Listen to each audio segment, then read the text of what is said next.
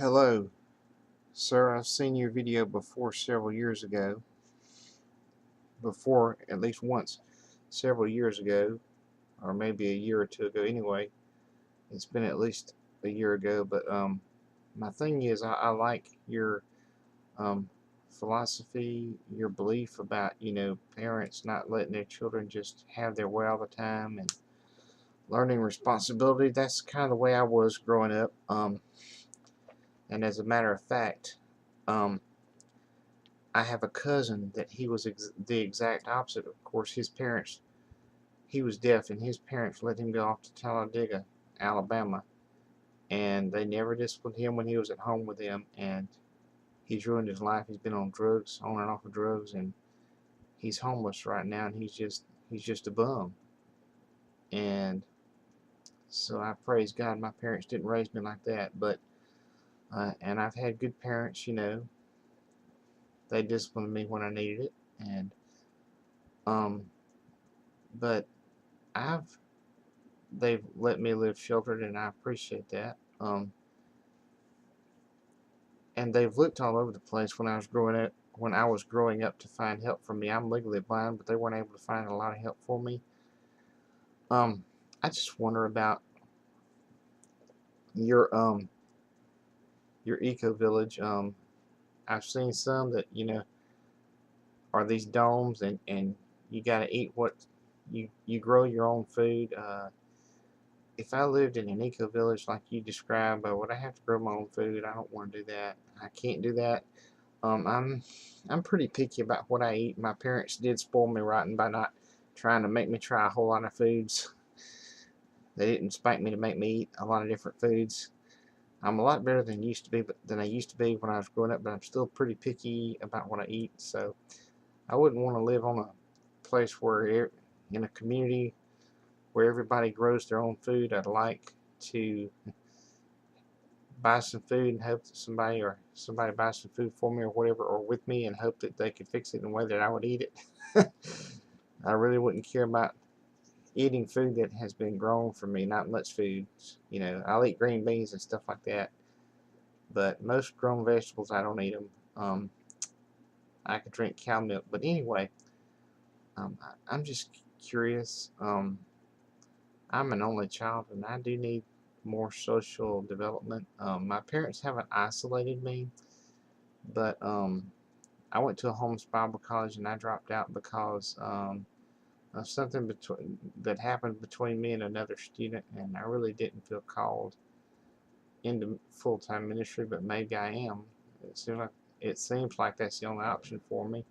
I don't mind doing it, but anyway, um, that's not why I dropped out of homes. I just dropped out of homes because I'll tell you this, I got one thing, I got too attached to one of the students.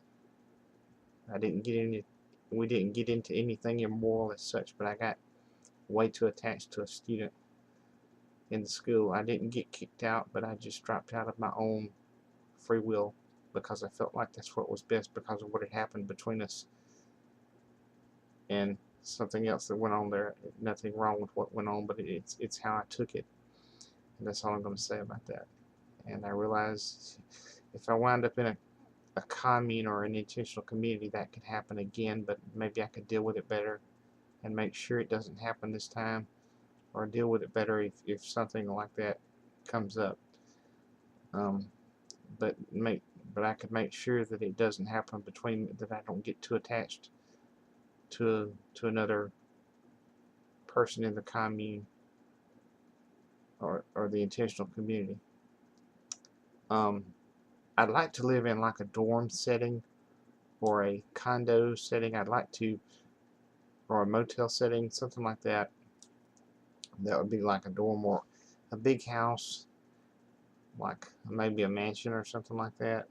Maybe a big house with 2 or 3 floors.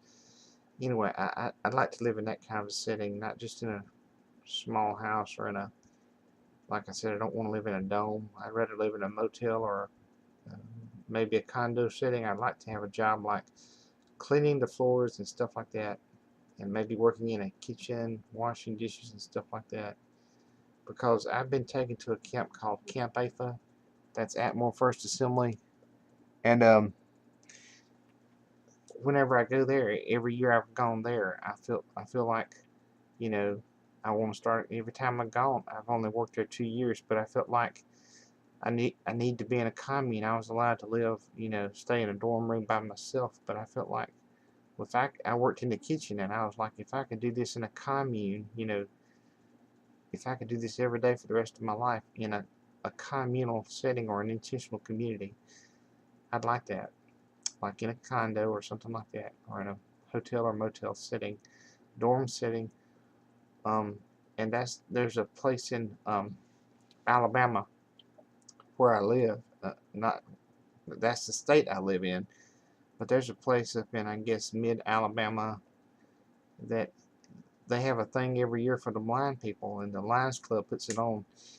And a lady recommended it to me and my parents, and I went the first year that I went there, and the only year, that's been 2 or 3 years ago, I guess, maybe longer, 4 years ago.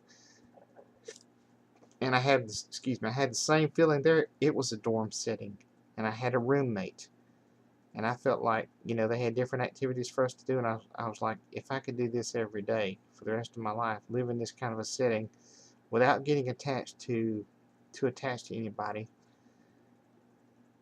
um, if I could live like this for the rest of my life, I'd enjoy this, have a job to do every day, might not get paid, but, vacuum, if nothing else, vacuum the, halls and stuff like that. When I went to Talladega, I went to that place, a place like that, and it was recommended that I be put in a group home where I would have something like that to do, and that's what I understand these communities are like. So, uh, could you um, could you help me start one maybe? Thanks. Bye bye.